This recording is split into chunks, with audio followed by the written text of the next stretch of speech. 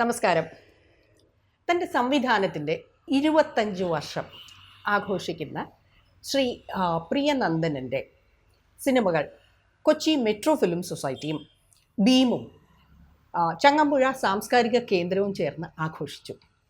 അദ്ദേഹത്തിൻ്റെ നെയ്ത്തുകാരൻ, പുലിജന്മം, സൂഫി പറഞ്ഞ കഥ, പാതിരാക്കാലം,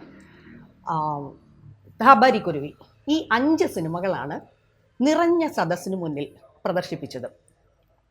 സത്യത്തിൽ ഈ സിനിമകളെല്ലാം ഇന്നും കാലിക പ്രസക്തിയുള്ളവയാണെന്നാണ് ഈ നിറഞ്ഞ സദസ്സിനു മുന്നിൽ ഉള്ള പ്രദർശനം നമ്മളോട് പറയാതെ പറയുന്നത്. പ്രിയനന്ദൻജി, സ്വാഗതം. ആദ്യത്തെ ചോദ്യം തന്നെ വളരെ കാഷ്വലായിട്ടുള്ള ഒരു ചോദ്യമാണ്. എന്ത് തോന്നുന്നു, 25 വർഷം ഈ സംവിധാന രംഗത്ത് നിൽക്കുക, സ്വന്തം ഇഷ്ടമുള്ള ആ ഫീൽഡിൽ നിൽക്കാൻ സാധിക്കുക, 2.5 പതിറ്റാണ്ടെന്ന് പറഞ്ഞാൽ അത്ര ചില്ലറ കാര്യമൊന്നുമല്ല. എന്ത് തോന്നുന്നു ഒരു വ്യക്തി എന്ന നിലയിലും ഒരു സംവിധായകൻ എന്ന നിലയിലും? എന്നെ സംബന്ധിച്ചിടത്തോളം ഞാനൊരു ചലച്ചിത്രകാരനാവുക എന്നുള്ള ഒരു ലക്ഷ്യത്തിലേക്ക് മോഹനേട്ടൻ്റെ അടുത്തേക്കാണ് പോകുന്നത്. അപ്പം മോഹനേട്ടൻ പറഞ്ഞത്, നീ എന്തിനാണ് എൻ്റെ കൂടെ നിൽക്കുന്നു എന്നുള്ളതാണ്. എൻ്റെ കൂടെ നീ എന്തിനു നിൽക്കുന്നു? കാരണം എന്താ വെച്ചിട്ടുണ്ടെങ്കിൽ എൻ്റെ 3 സിനിമകളും അങ്ങനെ വേറെ തരത്തിൽ ഘോഷിക്കപ്പെട്ടിട്ടില്ല, അല്ലെങ്കിൽ ഒരുപാട് ആളുകൾ കണ്ടെടുത്തിട്ടില്ല. അപ്പോൾ അങ്ങനെയുള്ള ഒരാളുടെ കൂടെ നിന്നിട്ട് എന്തിനാണ് നീ സിനിമ പിടിക്കുന്നത് എന്നുള്ളൊരു ചോദ്യം. അപ്പോൾ അതൊരു എന്നെ സംബന്ധിച്ചിടത്തോളം ഞാൻ അതാണ്. കാരണം എനിക്ക് തോന്നിയിരുന്നൊരു കാര്യമെന്ന് പറയുന്നത്, ഞാൻ ഈ സിനിമയുടെ ഒരിക്കലും ഒരു മാസ്മരികമായ ഒരു ലോകത്തെ കണ്ടു വന്ന ഒരാളല്ല. ഞാൻ അങ്ങനെ ആലോചിച്ചിട്ടില്ല, അതിൻ്റെ ഒരു ആഡംബരത്തെ ആലോചിച്ചിട്ടില്ല, അതുമായി ബന്ധപ്പെട്ടൊരു ജീവിതത്തെ ഞാൻ ആലോചിച്ചിട്ടില്ല. പക്ഷേ എനിക്ക് ഒരു കല എന്നുള്ള നിലയ്ക്ക്, തിയേറ്ററിൽ ഒരുപാട് കാലം നിലനിന്നിരുന്ന ഒരാൾ എന്നുള്ള നിലയ്ക്ക്, നടനായിട്ട് നിലനിന്നിരുന്ന ഒരാൾക്ക്, ഡയറക്ടർ എന്നുള്ള നിലയ്ക്ക് ഒരു മേഖല പിടിക്കുക എന്നുള്ളതാണ്. അതിലൂടെ നമ്മൾക്ക് എന്താ പറയുക, നമ്മൾക്ക് മാറ്റി നിർത്തപ്പെട്ട ഒരുപാട് കാര്യങ്ങളെ, അല്ലെങ്കിൽ നമ്മൾ കണ്ടെടുക്കാൻ പറ്റാത്ത മെയിൻ സ്ട്രീം പറയുന്ന അസംബന്ധ കഥകൾക്ക് അപ്പുറത്തുനിന്നുള്ളൊരു ധാരയുണ്ടാകത്തിൽ പങ്കെടുക്കാൻ പറ്റുന്നു എന്നുള്ളതാണ്. അത് 25 വർഷമായി എന്നൊക്കെ പറയുമ്പോൾ ഞാനിപ്പോഴാണ് ശരിക്കും അത് ആലോചിക്കുന്നത്. ഒരു 25 വർഷത്തിനിടയിൽ ആകെ ഒരു 8 സിനിമയാണ്, ഇപ്പോൾ 9ാമത്തെ സിനിമ നടക്കുകയാണ്. അത് അത്രമാത്രമേ എനിക്ക് ചെയ്യാൻ പറ്റിയിട്ടുള്ളൂ. അപ്പം ഞാൻ വിചാരിച്ചതിനേക്കാളും അപ്പുറത്തേക്ക് നമുക്ക് എത്താൻ പറ്റിയിട്ടുണ്ട്. അതൊക്കെയാണ് എന്നെ സംബന്ധിച്ചിടത്തോളം അതൊരു ആനന്ദകരമായിട്ടുള്ളൊരു കാര്യമാണ്. പിന്നെ ഞാൻ ശരിക്കും മെട്രോ ഫിലിം സൊസൈറ്റി പറയുമ്പോൾ ഞാൻ ഞെട്ടിപ്പോയിട്ടുണ്ട്. കാരണം ഞാൻ ഒരിക്കലും ഇങ്ങനെ ഒരു എൻ്റെ സിനിമ ആഘോഷിക്കുമെന്നോ, അല്ലെങ്കിൽ ആളുകൾ അത് വീണ്ടും, എനിക്കറിയാം വീണ്ടും കണ്ടെടുക്കുമെന്നൊക്കെ എനിക്കറിയാം. പലപ്പോഴും ഒരു സിനിമ അല്ലെങ്കിൽ അത്തരം കലാരൂപങ്ങൾ ആ കാലത്ത് മാത്രം നിന്ന് പോകേണ്ട ഒരു കാര്യമില്ലെന്ന് എനിക്കറിയാം. ആ കാലത്തിനപ്പുറത്തേക്ക് സഞ്ചരിക്കാൻ പറ്റാവുന്ന പ്രമേയങ്ങളിലൂടെ നമ്മൾ കടന്നു പോയിട്ടുണ്ട്, കാലങ്ങളോട് വായിക്കാൻ പറ്റുന്നത്. അത് തിരസ്കരിക്കപ്പെട്ടില്ല എന്നറിയാം.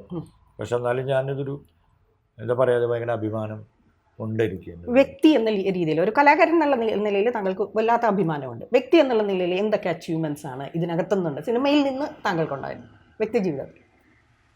വ്യക്തിജീവിതം എന്ന് പറഞ്ഞു കഴിഞ്ഞാൽ എനിക്ക് അങ്ങനെ ഒരു ചോദ്യം മനസ്സിലായില്ല. എന്താണ് അച്ചീവ്മെന്റ്? അല്ല, ഒരു സംവിധായകൻ എന്നുള്ള നിലയിൽ തീർച്ചയായിട്ടും, സംവിധായകൻ കലാകാരൻ എന്നുള്ള നിലയിൽ തീർച്ചയായിട്ടും സിനിമ അങ്ങേയാക്കി ഒരുപാട് തന്നിട്ടുണ്ട്, അംഗീകാരങ്ങൾ തന്നിട്ടുണ്ട്. ആ അംഗീകാരങ്ങളെ താങ്കൾ ഇങ്ങനെ നോക്കിക്കാണുന്നു ഒരു വ്യക്തി എന്നുള്ള നിലയിൽ? അംഗീകാരങ്ങൾ പക്ഷേ ചിലപ്പോൾ നമ്മൾക്ക് മുന്നോട്ട് പോകാനുള്ള വലിയൊരു സാധ്യതയാണ്. അല്ല, ഒരിക്കലും നമ്മളങ്ങനെ ആഗ്രഹിക്കുകയോ അല്ലെങ്കിൽ എത്തിപ്പെടാൻ പറ്റാതെ. അപ്പം എന്നെ സംബന്ധിച്ചോളം ഞാൻ വളരെ ലോ ബഡ്ജറ്റ് ഫിലിം മേക്കർ എന്നുള്ളതാണ്. ഞാൻ ആഗ്രഹിക്കപ്പെട്ട അല്ലെങ്കിൽ പ്രമേയത്തെ തിരഞ്ഞെടുക്കുമ്പോൾ പോലും നമ്മൾക്ക് ഇത്രയും ബഡ്ജറ്റുള്ളൂ എന്ന് അറിഞ്ഞുകൊണ്ട് തന്നെ പ്രമേയത്തെ ചുരുക്കി വരേണ്ട കാര്യങ്ങളൊക്കെ ഉണ്ടായിട്ടുണ്ട്. കാരണം ഞാൻ സ്വപ്നം കണ്ടതൊന്നും മുഴുവൻ എനിക്ക് അതേപോലെ നമുക്ക് ചെയ്യാൻ പറ്റിയിട്ടില്ല. പല ശബ്ദങ്ങൾ, ഉദാഹരണത്തിന് ശബ്ദങ്ങൾ, വൈക്കം മുഹമ്മദ് ബഷീറിൻ്റെ ശബ്ദങ്ങൾ എനിക്ക് അങ്ങനെ പറ്റാത്തത് അതിൻ്റെ പരിചരണ രീതിക്ക് അനുസൃതമായിട്ടൊരു പണം കണ്ടെത്താൻ പറ്റാവുന്ന ആളുകൾ നമുക്ക് എത്താത്തത് കൊണ്ടാണ്. അപ്പോൾ അങ്ങനെ പല പരിമിതികളുണ്ട്. പക്ഷേ ഈ പരിമിതികളെയും അതിജീവിക്കുന്ന തരത്തിലൊക്കെയാണ് പല കോടികളോട് അമ്മാനമാടുന്ന സ്ഥലത്താണ് പുലിജന്മത്തിനൊക്കെ നാഷണൽ അവാർഡ് കിട്ടുന്നത്. പക്ഷെ അന്നത്തെ ഒരു ജൂറി എന്ന് പറയുന്നത്, ഇപ്പോൾ സ്റ്റേറ്റിലൊന്നും അന്ന് നമുക്ക് അവാർഡില്ല. പക്ഷെ അത് ബുദ്ധദേവദാസ് ഗുപ്ത പോലുള്ള ഒരാൾ ഒരു സിനിമ കാണുന്നതിൻ്റെ ഇടയിൽ, ഇപ്പോൾ കേരളത്തിലെ ഏറ്റവും അധികം KG ജോർജ് സാറ് ആണ് ജോൺ അബ്രഹാം പുരസ്കാരം തരുന്നത്. അതാണ് ആദ്യത്തെ പുലിജന്മത്തിന് കിട്ടുന്നൊരു പുരസ്കാരം എന്ന് പറയുന്നത്. അപ്പോൾ അതൊക്കെ എന്നെ സംബന്ധിച്ചിടത്തോളം നമ്മൾ ആ സിനിമ പ്ലാൻ ചെയ്യുമ്പോൾ, അല്ലെങ്കിൽ എങ്ങനെയാണോ അതിൻ്റെ ഒരു പ്രകാശനും കാര്യഗുരുക്കളും ഒക്കെ അക്കാലത്ത് ഒരിക്കലും ജീവിച്ചു വരാത്ത ഒറ്റവരാണ്. ഇന്നാണ് അവർ തെയ്യമാവുന്നതും അല്ലെങ്കിൽ അവർ വലിയ രീതിയിൽ ആഘോഷിക്കപ്പെടുന്നതൊക്കെ. അപ്പം തോറ്റ മനുഷ്യരുടെ ചരിത്രത്തിന് ആണ് അല്ലെങ്കിൽ അതിനും ഒരു വലിയ പ്രാധാന്യമുണ്ട്. അത് വെറുതെ തോറ്റലല്ലോ. അപ്പോൾ ആ പ്രാധാന്യത്തിൻ്റെയൊക്കെ കൂടി കൂട്ടി വായിക്കുമ്പോൾ അഭിമാനം തന്നെയുള്ളൂ. അപ്പോൾ നമുക്ക് താങ്കളുടെ ആദ്യ സിനിമയിൽ നിന്ന് തന്നെ വരാം, അതായത് നെയ്ത്തുകാരൻ. സത്യത്തിൽ നെയ്ത്തുകാരൻ എന്ന് പറഞ്ഞു കഴിഞ്ഞാൽ ഒരു സാധാരണ ഒരു ക്ലീഷേ ടോപ്പിക് എന്ന് വേണമെങ്കിൽ അതിന് പറയാം. അതായത് ഒരു പ്രസ്ഥാനത്തിൻ്റെ സൈദ്ധാന്തികമായ നിഷ്ക്രിയത്വം, ഇനേർഷ്യ, അത് കാണിക്കുന്നതെന്ന് വേണമെങ്കിൽ നമുക്ക് ഒറ്റ നോട്ടത്തിൽ പറയാവുന്നതാണ്. പക്ഷേ താങ്കൾ അങ്ങനെയല്ല ആ വിഷയത്തിനെ സമീപിച്ചിരിക്കുന്നത്. ഒരു 3 ലെയർ ഉണ്ട്. അതിൻ്റെ ബാക്ക്ഡ്രോപ്പിൽ കേരളത്തിൻ്റെ ചരിത്രവും കൂടെയുണ്ട്. സോ സഖാവ് EMSൻ്റെ മരണമാണ് അതിൻ്റെ ബാക്ക്ഡ്രോപ്പിൽ നിൽക്കുന്നത്. എന്നിട്ട് കാണിക്കുന്നത് 3 തലമുറയാണ്. അതായത് അപ്പ മേസ്ത്രി എന്ന് പറഞ്ഞ വളരെ അതിശക്തമായിട്ടുള്ള ഒരു കഥാപാത്രം, അദ്ദേഹത്തിൻ്റെ ത്യാഗോജ്വലമായിട്ടുള്ള ഒരു ജീവിതം. രണ്ടാമത്തെ ജനറേഷനിലേക്ക് വരുമ്പോഴത്തേക്ക് അദ്ദേഹത്തിൻ്റെ മകനും കൂട്ടുകാരനും അവരെ എന്തൊക്കെയോ കാരണങ്ങൾ കൊണ്ട്, സത്യത്തിൽ അവർക്കും പാർട്ടി ഒരു അനുഭവം ഉണ്ടായിരുന്നു, അവരുടെ കുറേ സൈദ്ധാന്തികമായിട്ടുള്ള കാര്യങ്ങൾക്കൊക്കെ അവർക്ക് ഒരുപാട് ഇൻട്രസ്റ്റും ഉണ്ടായിരുന്നു. പക്ഷേ at one point of time അവരിതെല്ലാം മാറിയിട്ട് ഒരു കമ്പോള വ്യവസ്ഥിതിയിലേക്ക് അല്ലെങ്കിൽ മുതലാളിത്ത വ്യവസ്ഥിതിയിലേക്ക് അവർ മാറുന്നുണ്ട്. പിന്നെ വരുന്നത് 3ാമത്തെ ജനറേഷനാണ്, ഈ മകൻ്റെ മകൻ. അവരെ സംബന്ധിച്ചിടത്തോളം ഈ ത്യാഗം, റെവല്യൂഷൻ, അവകാശങ്ങൾക്ക് വേണ്ടിയുള്ള സമരം എന്നൊക്കെ പറയുന്നത് വെറും റൊമാൻറ്റിക് സ്റ്റോറി മാത്രമാണ്. അപ്പോൾ എനിക്ക് ഇവിടെ ചോദിക്കാനുള്ളത് 2 ചോദ്യങ്ങളാണ്. ഒന്ന്, എങ്ങനെയാണ് ഈ 3 തലങ്ങളും കൂടെ ഇങ്ങനെ നെയ്തെടുത്തത്? ശരിക്കും പറഞ്ഞാൽ നെയ്ത്തുകാരൻ എന്ന് പറഞ്ഞു കഴിഞ്ഞാൽ അത് സംവിധായകനെ പറയാനാണ് ഞാൻ താല്പര്യപ്പെടുക. അത്രയ്ക്ക് നല്ല ഒരു ജെല്ലായിരുന്നു അവിടെ. ആ 3 ലെയറും കൂടെ നന്നായിട്ട് ജെല്ലായി വന്നു. പിന്നെ രണ്ടാമത്തെ ചോദ്യം, താങ്കൾ ഒന്ന് പറഞ്ഞിട്ട് മതിയോ? അടുത്തേക്ക് പോയാൽ മതിയോ? 2 ചോദ്യവും ഞാൻ ഒരുമിച്ച് ചോദിക്കാം, എന്നിട്ട് താങ്കൾ പറഞ്ഞോളൂ.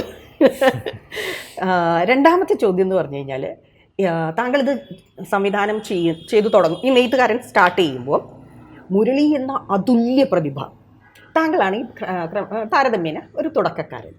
അപ്പോൾ നിങ്ങൾ തമ്മിലുള്ള കെമിസ്ട്രി എങ്ങനെയായിരുന്നു എന്നറിയാൻ ഒരു സാധാരണ പ്രേക്ഷക എന്നുള്ള നിലയിൽ എനിക്ക് താല്പര്യമുണ്ട്. തീർച്ചയായിട്ടും ആ chemistry that is something different, അത് തീർച്ചയായും മനസ്സിലാക്കാം. അതുകൊണ്ടാണ് അപ്പ മേസ്ത്രി എന്ന ശക്തമായ കഥാപാത്രത്തിലൂടെ, പ്രിയനന്ദനൻ എന്ന ഒരു സംവിധായകനിലൂടെ ഏറ്റവും നല്ല നടനുള്ള നാഷണൽ അവാർഡ് മലയാളത്തിന് കിട്ടിയത്.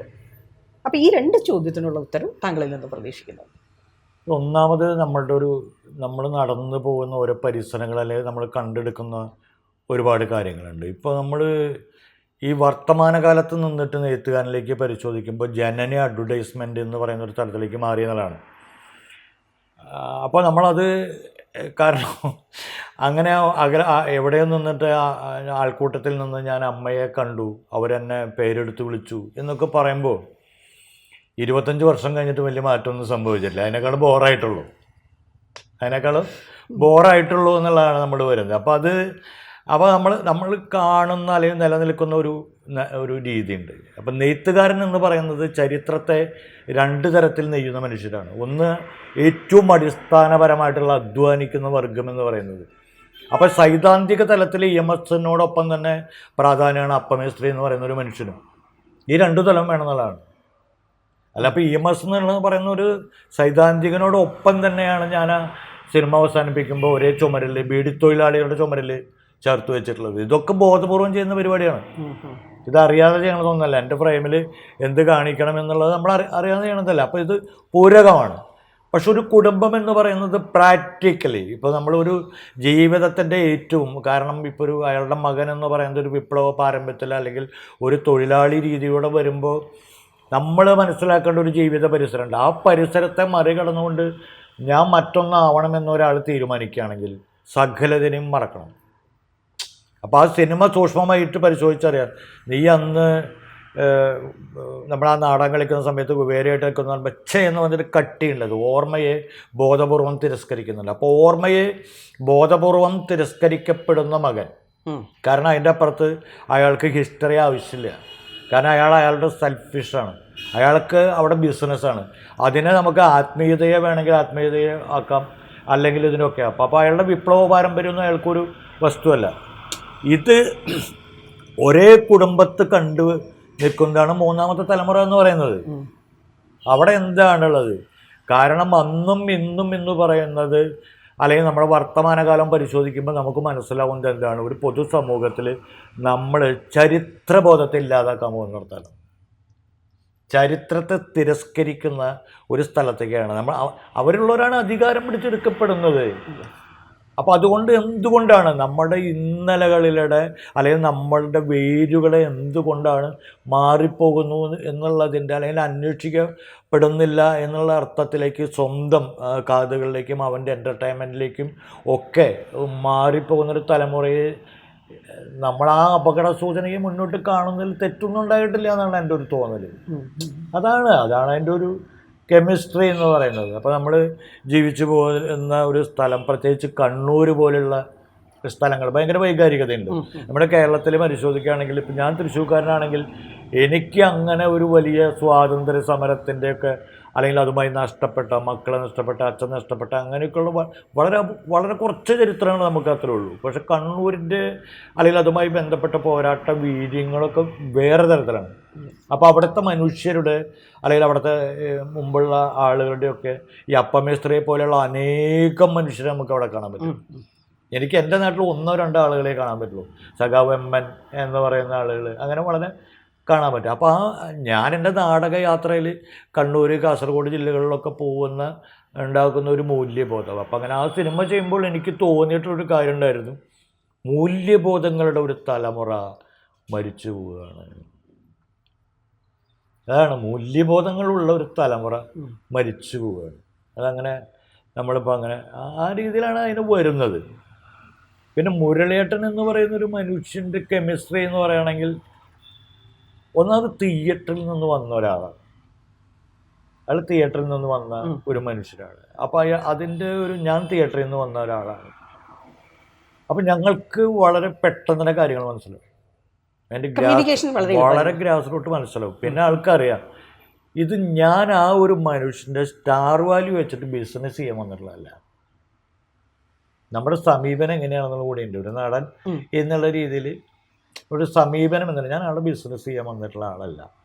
അതുകൊണ്ട് ഒരു സിനിമ എങ്ങനെ ഒരു സിനിമ ഉണ്ടാക്കിയെടുക്കാം, ഒരു ഇതിലാണ് ആത്മാർത്ഥമായിട്ടുള്ള എൻ്റെ ശ്രമം. അയാൾക്ക് അല്ലെങ്കിൽ മുരളിയേട്ടന് ആ ഒരു ഞാൻ ആത്മാർത്ഥമായിട്ടാണ് എന്നുള്ളൊരു ബോധ്യമാണ് നമ്മളോട് ഏറ്റവും ചേർന്നതുള്ളത്. കാരണം ചിലപ്പോൾ ആൾ താമസിക്കുന്ന രാമനിലയത്തിൽ നിന്ന് പോകേണ്ടി വരും, നാളെ ഇറങ്ങി പോകാൻ വേണ്ടിയിട്ട് പൈസ കൊടുക്കല്ലാതെ.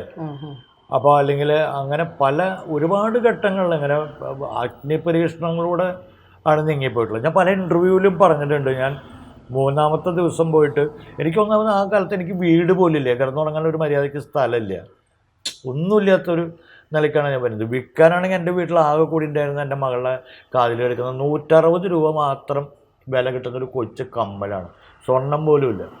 അപ്പോൾ എൻ്റെ പ്രൊഡ്യൂസർ ആ സമയത്ത് ഷൂട്ടിൻ്റെ സമയത്ത് പൂജാരി അന്ന് വന്നിട്ട് തകർന്നു പോണ സമയത്ത് ഞാൻ ഈ മനുഷ്യനോട് തുറന്നു പറഞ്ഞു, മുരളിയേട്ടാ ഇതൊക്കെ സംഭവിച്ചിട്ടുണ്ട്, ഇവരൊക്കെ പോയി. 2-ാമത്തെ ദിവസം പടത്തിന് ഷൂട്ടില്ല. അപ്പം ഞാൻ വേറെ വന്നിട്ട് ഷനി എന്ന് പറയുന്ന എൻ്റെ സുഹൃത്ത് ഒരു 75,000 തന്ന മുതലാണ്.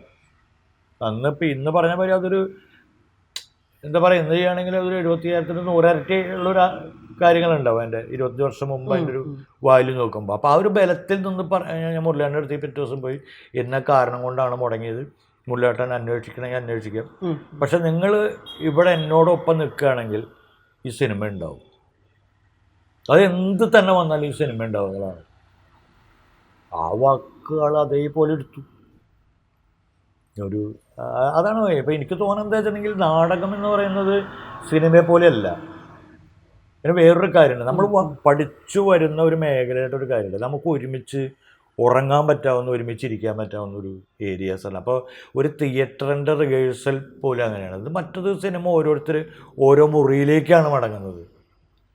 അതും പലതരത്തിൽ, പല സ്റ്റാർ ആണെങ്കിൽ ശീതീകരിച്ച മുറി, അല്ലെങ്കിൽ താഴെയുള്ള മുറി, അപ്പുറത്തൊരു മുറിയാണ്. ഇവിടെ അങ്ങനെ ഇല്ലല്ലോ, അങ്ങനെ നമുക്ക് അങ്ങനെ ഒരു വിഷയമില്ലല്ലോ. ആ സ്ട്രോങ് ബാക്ക്ഗ്രൗണ്ട് ആണ് ശരിക്കും പറഞ്ഞാൽ നിങ്ങളുടെ കെമിസ്ട്രി എന്ന് പറയുന്നത്. എനിക്ക് തീർച്ചയായിട്ടും അങ്ങനെ തോന്നുന്നു. നല്ല വായനയുള്ള ഒരാൾ, ഞാൻ പറഞ്ഞു പൊളിറ്റിക്കലായിട്ടുള്ള ഒരു നടൻ അത്ര എളുപ്പമല്ല. സുന്ദരമായിട്ട് ഈ പുതിയ കാലത്ത് വരുന്ന ഒരാൾക്ക് എങ്ങനെയാണ് കവിതയുടെ പുതിയ നവീനത, കഥയുടെ നവീനത, മലയാള നാടകവേദിയിൽ, ലോക നാടകവേദിയിൽ സംഭവിച്ചുകൊണ്ടിരിക്കുന്ന മാറ്റങ്ങൾ, ഇത് മനസ്സിലാക്കാൻ പറ്റുന്ന എത്ര നടന്മാർ നമുക്കുണ്ട്. ആരെങ്കിലും ഒരാൾ പ്രശസ്തി വന്നു, കുറച്ച് കാശുണ്ടായി കഴിഞ്ഞാൽ എന്ത് കൾച്ചർ എന്ന് നോക്കുന്നിടത്തല്ലേ. അപ്പം അത് ഞാൻ പറയുന്നത് മൂല്യബോധത്തിൻ്റെ ഒരു തലമുറയുടെ കൂടിയാണ് തോന്നുന്നത്. ഈ ഒരു സ്പേസ് എന്ന് പറഞ്ഞാൽ നമ്മുടെ മാത്രമുള്ളൊരു സ്പേസ് ആണെന്ന് തോന്നല്ലേ? അപ്പുറത്തൊക്കെ നമ്മൾ ഭൂകമ്പം വന്നാൽ വെള്ളപ്പൊക്കം വന്നപ്പോൾ നമ്മൾ കണ്ടതല്ലേ? ഏറ്റവും താഴെക്കട്ട മനുഷ്യർക്ക് ഭക്ഷണം കൊണ്ട് വന്നത്. എനിക്ക് വല്ല കൊട്ടാരണ്ടെന്ന് വന്നിട്ട് വല്ല കാര്യം ഉണ്ടായോ? അപ്പോൾ ഇല്ലല്ലോ. അപ്പം ബേസ് ഉണ്ടാവണ്ടേ? അത് മനസ്സിലാക്കുന്ന കുറച്ച് നടന്മാരുണ്ടായോ? ഇവിടെ വെള്ളപ്പൊക്കം വന്ന് കാണിച്ചു കൊടുത്തതാണ്. നമ്മുടെ ജാതിയില്ല, മതമില്ല, നമുക്ക് 4 നിലയുള്ള വീടുണ്ടായിട്ട് വല്ല കാര്യമില്ല. ഏറ്റവും സാധാരണക്കാരൻ കൊണ്ടുവരുന്ന ഭക്ഷണം ഒരുമിച്ചൊരു കോമൺ ഒരു സൊസൈറ്റിയിൽ ഉണ്ടാക്കുന്ന, എല്ലാവരും കൂടി ചേർന്നിരിക്കുന്ന ഒരു സൊസൈറ്റിയിൽ ഉണ്ടാക്കുന്ന ഭക്ഷണം കഴിച്ചേ പറ്റുള്ളൂ എന്ന് പ്രകൃതി നമ്മളെ കാണിച്ചതാണ്. എന്നിട്ട് നമ്മളത് വിടില്ലല്ലോ. ഒരു പക്ഷേ ഇതേപോലത്തെ ഈ ഒരു കെമിസ്ട്രി തന്നെ ആയിരിക്കില്ലേ പുലിജന്മത്തിലും വർക്ക് ചെയ്തത്? ഇപ്പൊ പുലിജന്മത്തിനെ കുറിച്ച് പറയുകയാണെങ്കിൽ അത് 2006 സിനിമയാണെന്നാണ് എൻ്റെ ഓർമ്മ. രണ്ടാമത്തെ സിനിമ. അപ്പം അതിലേക്ക് വരുമ്പോഴത്തേക്കും ഇത് ഈ സെയിം ഡെഡ്ലി കോമ്പിനേഷൻ, ഞാൻ വളരെ സ്നേഹത്തോടെ പറയുന്നതാണ്, ഈ ഒരു ഡെഡ്ലി കോമ്പിനേഷൻ അതിലും വർക്കൗട്ട് ചെയ്തിട്ടുണ്ട്. പക്ഷെ അതിൽ വരുന്നത് നെയ്ത്തുകാരനിൽ ഒരു 3 തലത്തിൽ പോകുന്നുണ്ടെങ്കിൽ ഇതിനകത്ത് 2 തലത്തിലേ പോകുന്നുള്ളൂ. പക്ഷെ ആ 2 തലങ്ങളെന്ന് പറഞ്ഞാൽ അതിശക്തമായിട്ടുള്ള തലങ്ങളാണ്. ഒന്നൊരു മിത്ത്, ഒന്ന് റിയാലിറ്റി, ടുഡേയ്സ് റിയാലിറ്റി. അപ്പൊ ആ മിത്തിൽ വരുന്നത് കാരിഗുരുക്കള്, അതായത് അരികുവൽക്കരിക്കപ്പെട്ടവന്റെ ആശയും പ്രതീക്ഷയുമായിട്ടുള്ള കാരിഗുരുക്കള്. ഈ ഗുരുക്കളുടെ സ്വാധീനം സമൂഹത്തിൽ വളരുന്നത് കാണുമ്പോൾ പരിഭ്രാന്തനാകുന്ന ഒരു അധികാരി അപകടത്തിൽ അദ്ദേഹത്തെ ചതിയിൽപ്പെടുത്തുന്നതും ആയിട്ടുള്ള ഒരു മിത്ത്. ആ മിത്ത് അതിൻ്റെ കംപ്ലീറ്റ് സ്റ്റോറി പറയുകയാണെന്നുണ്ടെങ്കിൽ ഈ കാരിഗുരുക്കൾ പുലിമറഞ്ഞ തൊണ്ടച്ചനായി കാട്ടിലേക്ക് പോവുകയും പുലിജടയും പുലിവാലും കളക്ട് ചെയ്ത് തിരിച്ചു വരുമ്പോൾ പക്ഷേ അദ്ദേഹത്തിന് തിരിച്ച് മനുഷ്യനാവാൻ പറ്റുന്നില്ലാത്ത വല്ലാത്തൊരവസ്ഥയിലാണ് നിൽക്കുന്നത്. അപ്പം അതിന് പാരലായിട്ട് പോകുന്ന കഥയാണ് പ്രകാശൻ്റേത്. ഇന്നത്തെ കണ്ണൂരിൽ നടക്കുന്ന സംഭവമാണല്ലോ. അപ്പം ഇന്നത്തെ പ്രകാശൻ പ്രസ്ഥാനത്തിന് വേണ്ടി ജീവൻ കളയാൻ നിൽക്കുന്നു. സമൂഹത്തിന് ആർക്കൊക്കെ എന്തൊക്കെ ആവശ്യമുണ്ടോ പ്രകാശൻ അവിടെ ഉണ്ട്. അങ്ങനെ അത്രയും ആത്മാർത്ഥമായി നിൽക്കുന്ന പ്രകാശനെയും ചില സ്വാർത്ഥ താല്പര്യങ്ങൾക്ക് വേണ്ടിയിട്ട് ഈ പറഞ്ഞ പ്രസ്ഥാനം, അദ്ദേഹം കഴിയുമ്പേയി മറന്ന് സഹായിച്ച അല്ലെങ്കിൽ കൂടെ നിന്ന പ്രസ്ഥാനം പതുക്കെ ഒതുക്കി നിർത്തുകയാണ് ചെയ്യുന്നത്. അപ്പം ആ വിഷമമാണോ താങ്കൾ അവസാനത്തെ സീനിൽ അങ്ങ് ഫ്രീസ് ചെയ്ത് നിർത്തിയത്? അതായത് ആ പുലിജന്മത്തിൽ പുലിമറഞ്ഞ തൊണ്ടച്ചൻ വന്നിട്ട് ഒരു വല്ലാത്ത വേദനയോടെയാണ് അതങ്ങ് ഫ്രീസ് ചെയ്ത് നിൽക്കുന്നത്. എന്തായിരുന്നു ആ ഒരു ലാസ്റ്റ് സീൻ? അതാണ് അതിൻ്റെ ഏറ്റവും വലിയൊരു പഞ്ച് എന്ന് പറയുന്നത്. എന്തായിരുന്നു? നമ്മൾക്ക് എന്താ വെച്ചിട്ടുണ്ടെങ്കിൽ നമ്മളൊരു പൊതുധാരണ, നമ്മൾ ദൈവങ്ങളായാൽ മാത്രമാണ് നമ്മൾ ആരാധിക്കുന്നുള്ളവരാണ്. ഒരു ദൈവമായി കഴിഞ്ഞു അയാൾ. അപ്പോൾ ജീവിതത്തിൽ എന്തായിരുന്നു അയാൾ തിരിച്ചറിയപ്പെടാത്തതായിരുന്നു. ആ കാലത്ത് അവനെ കല്ലെറിയുന്നു. ക്രൈസ്റ്റിൻ്റെ കാര്യം പറഞ്ഞാൽ മതി. നിങ്ങൾ കല്ലെറിഞ്ഞ് കൊന്നു കഴിഞ്ഞിട്ട് പിന്നെ നമ്മൾ കഥ ഉണ്ടാക്കുകയാണ്. ഉയർത്തെഴുന്നേറ്റു എന്നുള്ള കഥ ഉണ്ടാക്കുന്നു, നടന്നുപോയി എന്ന് പറഞ്ഞ കഥ ഉണ്ടാക്കുന്നു, നമ്മൾ വലിയ വലിയ ഇതുണ്ടാക്കുന്നു. അതേ പറഞ്ഞ പോലെയാണ് ഇതൊക്കെ. അപ്പോൾ നമ്മളെ ഒരു സൊസൈറ്റിയിൽ ഇപ്പോൾ നമ്മൾ പ്രകാശൻ എന്ന് പറയുന്ന ഒരാൾ പറയുന്നത് നിങ്ങൾ ഇങ്ങനത്തെ നാടകം കളിച്ചിട്ട് കാര്യമുണ്ടെന്നാണ് ഒരു ചോദിക്കണത്. സിസ്റ്റർ ചോദിക്കണത് നിങ്ങളിങ്ങനെ നടന്നിട്ട് വല്ല കാര്യമുണ്ടോ എന്നതാണ്. അംഗീകരിക്കില്ല. അപ്പോൾ സ്വന്തം കാര്യത്തിനപ്പുറത്താണ് നിങ്ങൾ ഇരുമ്പ് നീ വേണമെങ്കിൽ മറ്റുള്ളവർക്ക് വേണ്ടി നടക്കുന്നു വീട്ടിൽ പറയുന്നു. അവന് ഇതിൻ്റെ കാര്യങ്ങൾ പറയുന്നത്. അതിലും അവൾ പോയത് എവിടേക്കാണ്?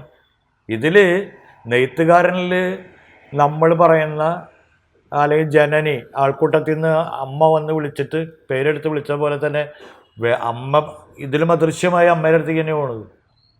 അമ്മ എന്നല്ല ഞാൻ ഉദ്ദേശിക്കുന്നത്. ഈ പറഞ്ഞ മാതിരി ഇപ്പം ഇതിൽ ഏറ്റവും വലിയൊരു തമാശ എന്ന് പറഞ്ഞാൽ ഞാനിപ്പോഴും പറയണത് നിങ്ങൾക്ക് ശ്വാസം വലിച്ചിട്ട് സമൂഹത്തെ മാറ്റാൻ പറ്റില്ല. എനിക്ക് ഈ ശ്വാസത്തിൽ നിന്ന് ഈ ശ്വാസം വലിച്ചിട്ട് ഏത് സാമൂഹ്യ പുരോഗതി നേടിയിട്ടുള്ള ഇവിടെ ഏതെങ്കിലും സ്ഥലത്ത് ഇവിടെ നേടിയിട്ടുണ്ടോ? ഏതെങ്കിലും ഒരു അയിത്തജാതിക്കാരൻ്റെ ഇവിടെ നടക്കാൻ പറ്റിയിട്ടുണ്ടോ? വേറെ ആർക്കെങ്കിലും ഇവിടെ ഇതായിട്ട് വിഭാഗത്തിൽ പാടില്ല എന്ന മനുഷ്യർക്ക് അമ്പലത്തിൽ കയറാൻ പറ്റിയിട്ടുണ്ടോ? ഇവിടെ പറയുന്ന ഒരുമിച്ച് ഒരു സ്ഥലത്തിരുന്ന് ചായ കുടിക്കാൻ പറ്റിയിട്ടുണ്ടോ? ഇല്ലല്ലോ. അപ്പോൾ പിന്നെ എന്തിനാ നിങ്ങൾ ഈ ശ്വാസം വലിച്ച് വിടുന്നതാണ് ഏറ്റവും വലിയ മാർക്കറ്റ്. ഈ മൂക്കിൽ നിന്ന് വിടും. അതിന് ഒരുപാട് മരുന്നുണ്ടാവും, അതിൻ്റെ പുറത്തൊക്കെ ഓരോ കാര്യങ്ങളുണ്ട്. അപ്പോൾ ഇത്തരം വരുന്ന സംഭവങ്ങളെ അല്ലെങ്കിൽ ഇപ്പോൾ തൊട്ട് കഴിഞ്ഞാൽ കെട്ടിപ്പിടിച്ചാൽ മാറുന്ന ഇതിലൊന്നുമല്ലല്ലോ ഇപ്പം നമുക്ക് നിൽക്കുന്നത്. അതിൻ്റെ സയൻസ് ഉണ്ട്, സയൻസിൻ്റെ ഭാഗമായിട്ടാണ്. ആ സയൻസാണ് അയാൾ തിരിച്ചറിയണത്. സമൂഹം നിനക്ക് മനസ്സിലാവാൻ എങ്ങനെയാണ് ആരെങ്കിലും ഒരാളുണ്ട് എന്നുള്ളത്. അപ്പം ഞാൻ എന്നോട് ചോദിച്ച ചോദ്യം തന്നെയാണത്. ഇങ്ങനത്തെയൊക്കെ വല്ല സിനിമ ചെയ്ത വല്ല കാണാൻ ആൾക്കാരുണ്ടാവോ? ഉണ്ടടാ, ആരെങ്കിലും ഒരാളുണ്ടാവും. ഈ പ്രത്യാശയാണ് മനുഷ്യർക്ക്. നമ്മളെ കാത്തിരിക്കുന്ന അല്ലെങ്കിൽ നമുക്ക് മനസ്സിലാവുന്ന ഒരു ലോകത്ത് ഒരാൾ നമുക്ക് വേണ്ടിയിട്ട് നമ്മുടെ കല കാണാൻ കാത്തിരിക്കുന്നവരാണ്. ആ ഒരൊറ്റ കാണിക്കെങ്കിലും വേണ്ടി നമ്മൾ സിനിമ ചെയ്യുന്നവരാണ്. നിങ്ങൾ ഇല്ലയെന്ന് തോന്നരുത്. ആൾക്കൂട്ടത്തെ നിങ്ങൾ നോക്കിയിട്ടൊന്നും ചെയ്യരുത് എന്നുള്ളതാണ് പ്രകാശൻ.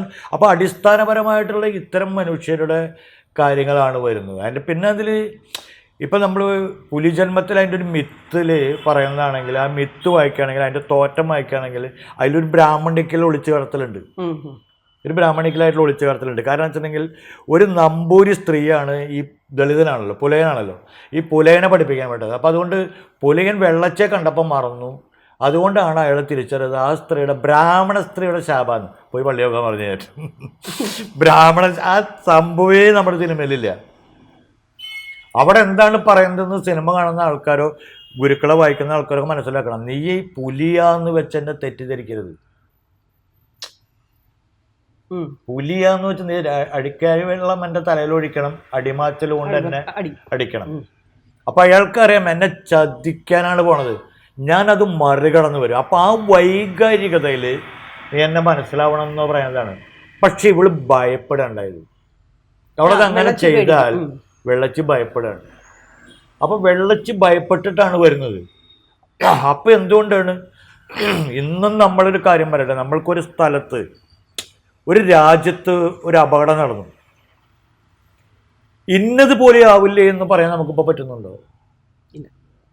നമുക്ക് ആ വികാരത്തോടൊപ്പം നിൽക്കാനേ പറ്റുന്നുള്ളൂ. അല്ല ഇതായിരിക്കില്ലല്ലോ സത്യമെന്ന് പറയാനുള്ള ഒരു ഭയം ഇന്ന് ഓരോ മനുഷ്യർക്കില്ലേ? അല്ലേ? ആ ഭയം അവർക്ക് ഉണ്ടായില്ല ആ കാലത്ത്. അത്രേ ഉള്ളൂ.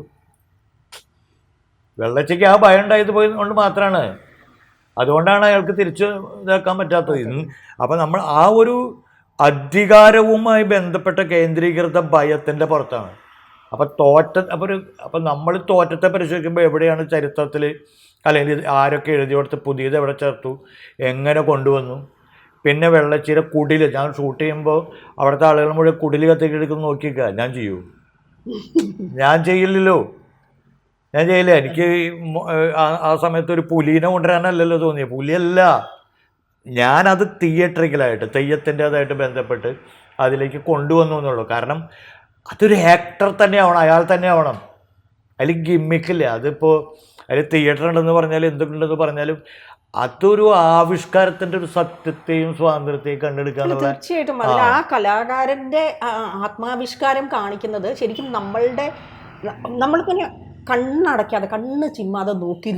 അത് ലാസ്റ്റ് സീൻ അല്ല, അതുകൊണ്ടാണ്. കാരണം ഇന്ന് നമ്മളുടെ ഇടയിൽ എവിടേക്ക് കടന്നു വരുന്നു. നമുക്കൊരു പഴയ കാലത്ത് ബഷീർ പറഞ്ഞ പോലെ അമ്പലവും പള്ളിയും നിൽക്കുന്നിടത്ത് തന്നെ നിൽക്കട്ടെ, നമ്മുടെ ഹൃദയങ്ങൾക്കിടയിൽ മധുരകൾ പാടില്ല. അത് പ്രണയത്തിന് അന്നും ഇന്നും അതിൻ്റെ ഒരു വ്യത്യാസങ്ങളൊന്നുമില്ല, കേശവൻ നായർ സാറാമയും പോലെ തന്നെ. പക്ഷേ മതം അതിലിടപെടുകയാണ്. ഷഹനാസ് ഒരു നടിയാവുന്നു എന്ന് പറയുന്ന പോലെ തന്നെ. കാരണം അത് നമുക്ക് മുമ്പേ അറിയാം. കാരണം നിലമ്പൂർ ആയിഷയ്ക്ക് ആയിട്ടുള്ള കാര്യങ്ങളാണ് നമ്മൾ മുമ്പേ അറിഞ്ഞിട്ടുള്ളതാണ്, നമ്മൾ കൊണ്ടുവരുന്നതാണ്. അപ്പോൾ അതേപോലെ തന്നെ ഈ മതം എങ്ങനെയാണ് ഈ ഒരു ഇതിനെ നശിപ്പിച്ചു പോകാനാണ്. അപ്പോൾ തിരിച്ചറിയപ്പെടുന്നില്ല അയാൾ നിലനിൽക്കുന്ന കാര്യങ്ങൾ. അപ്പോൾ നമ്മളിപ്പോൾ എന്താ പറയണത്, നമ്മൾ ഒരു പ്രസ്ഥാനത്തെക്കുറിച്ച് പറയുമ്പോൾ തന്നെ ഇപ്പം എന്നോട് ചോദിച്ച ചോദ്യത്തിൽ നിന്നാണ് ഞാൻ പറയണത്. ഒരു പ്രസ്ഥാനം എന്ന് പറഞ്ഞാൽ നമ്മൾ നാടകം കളിച്ച് വലുതായൊരു സമുദായം എന്ന് പറയുമ്പോൾ നമ്മൾ നാടകം കളിച്ചിട്ടാണ് പരിവർത്തനം കേരളത്തിന്റെ രൂപപ്പെടുന്നത്. നാടകത്തിന് ഭയങ്കര പരിവർത്തനം. അപ്പൊ അങ്ങനെ പറയുമ്പോൾ ചരിത്ര വിദ്യാർത്ഥികൾ, പ്രസംഗ പണ്ഡിതന്മാർ ഇവരൊക്കെ പറയും. കമ്മ്യൂണിസ്റ്റാക്കിയെ കുറിച്ച് പറയും, ജനല മനുഷ്യനായി നോക്കി പറയും, അടുക്കളയിൽ നിന്ന് അരങ്ങത്തേക്ക് പറയും.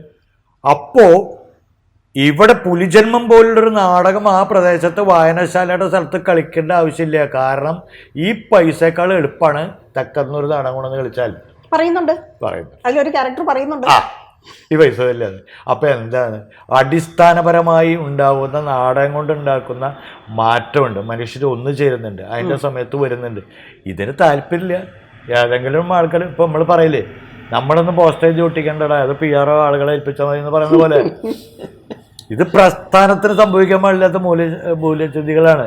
ഇപ്പൊ താങ്കൾ പറഞ്ഞല്ലോ മതമാണ് ഇതിനകത്ത് കടന്നു വരണേന്ന്. ഇപ്പൊ അടുത്ത സിനിമയിലേക്ക് വരുമ്പോൾ താങ്കൾ ഡീൽ ചെയ്യുന്നത് അത് തന്നെയാണ്.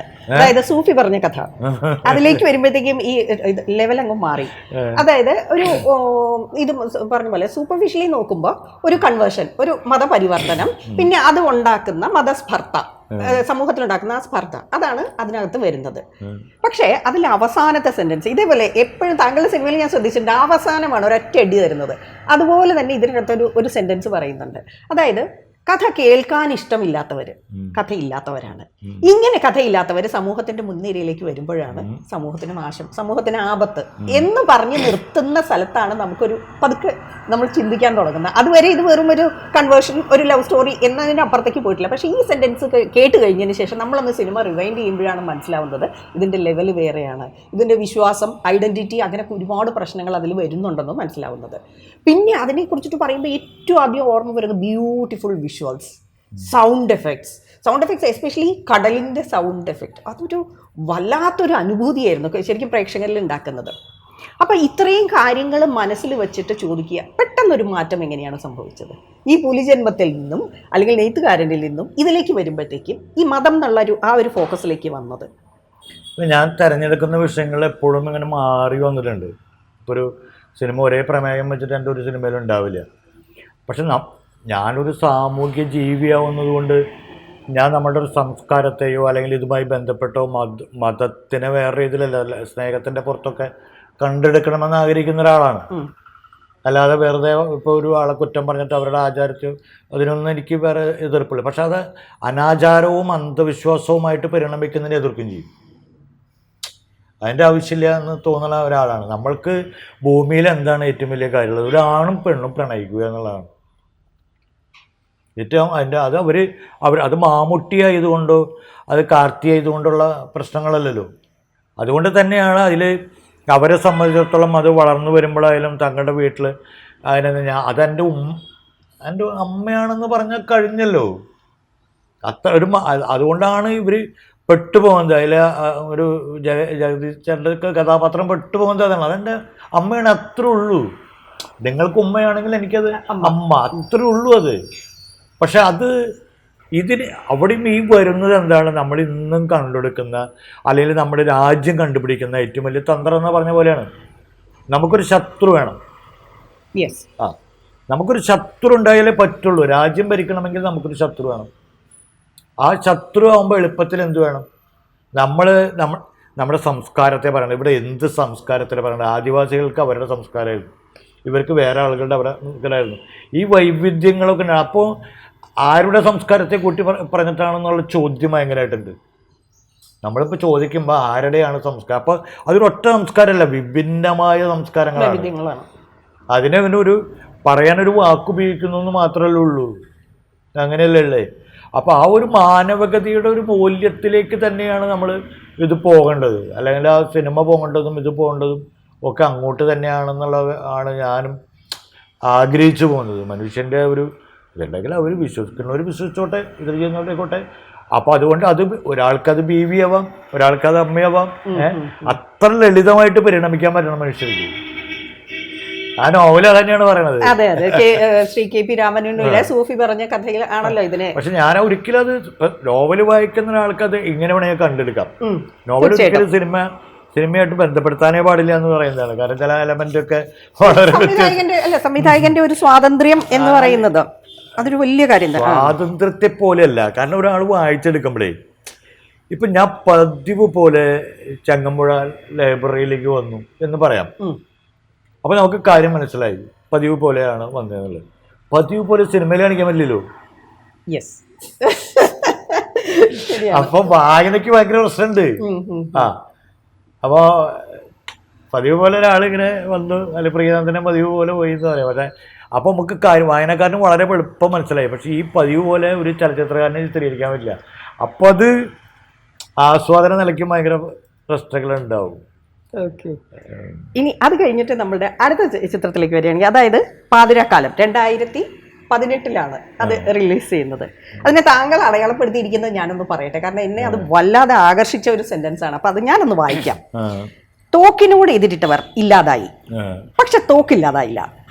കാഞ്ചി വലിക്കുന്ന കൈകൾ ഇല്ലാതായില്ല, അവ കൂടുതൽ വ്യാപകമായി. ഇന്ന് ലോകം ഉണർന്നെണീക്കുന്നത് ഏതോ വെടിയൊച്ച കേട്ടാണ്. ഉറങ്ങാൻ കിടക്കുന്നത് രക്തക്കറയുടെ ഓർമ്മയിലാണ്. സ്വപ്നം കാണുന്നത് ഒരു വെടിയുണ്ടയുടെ പാഞ്ഞു വരവിനെയാണ്. വളരെയധികം സിഗ്നിഫിക്കൻ്റ് ആയ വാക്കുകളാണ് ഇത്. അപ്പോൾ ഇതിനകത്ത് ഇനി ഒരു കഥാ തന്തു എന്ന് പറയണമെന്നുണ്ടെങ്കിൽ അതിനകത്തൊരു ജഹാനാര എന്ന് പറഞ്ഞ ഒരു സ്റ്റുഡൻറ്റ്, അവളുടെ കഴിഞ്ഞ 3 മാസമായിട്ട് അച്ഛൻ മിസ്സിംഗ് ആണ്. ഹുസൈൻ എന്ന പേര് അവളുടെ അച്ഛൻ മിസ്സിംഗ് ആണ്. അപ്പോൾ അവൾ ജർമ്മനിയിൽ റിസർച്ച് ചെയ്യുന്നു. അപ്പോൾ അച്ഛനെ കാണാനില്ല, കണ്ടെത്താനായിട്ട് അവൾ നാട്ടിലേക്ക് വരുന്നു. എന്നിട്ട് നാട്ടിൽ വെച്ചിട്ട് അവളുടെ ഫ്രണ്ട് മഹേഷിനോടൊപ്പം ഒരു യാത്രയ്ക്ക് പുറപ്പെടുകയാണ്. അച്ഛനെ അന്വേഷിച്ച് പുറപ്പെടുകയാണ് ചെയ്യുന്നത്.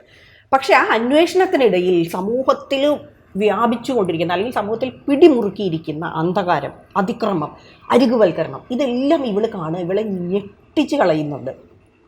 ഇത് താങ്കളുടെ ഒരു ഈ ഒരു സബ്ജക്റ്റ് താങ്കൾ എടുത്തത് ഇത് ഒരു സംവിധായകന്റെ സാമൂഹിക പ്രതിബദ്ധത എന്നുള്ള പേരിലാണോ, അതോ സിസ്റ്റത്തോടുള്ള താങ്കളുടെ കലഹമാണോ? അല്ല, സിസ്റ്റത്തോടുള്ള കലഹമാണ്. ഞാൻ ഈ സാഹിത്യ അക്കാദമിയിൽ ഇരിക്കുന്ന സമയത്താണ് എന്നോട് സംസാരിച്ചു കൊണ്ടിരിക്കുന്ന അജിതൻ എന്ന് പറയുന്ന ഒരാളെ വന്നിട്ട് പോലീസ് കൊണ്ടുപോകണം, കയറാൻ പറയണം.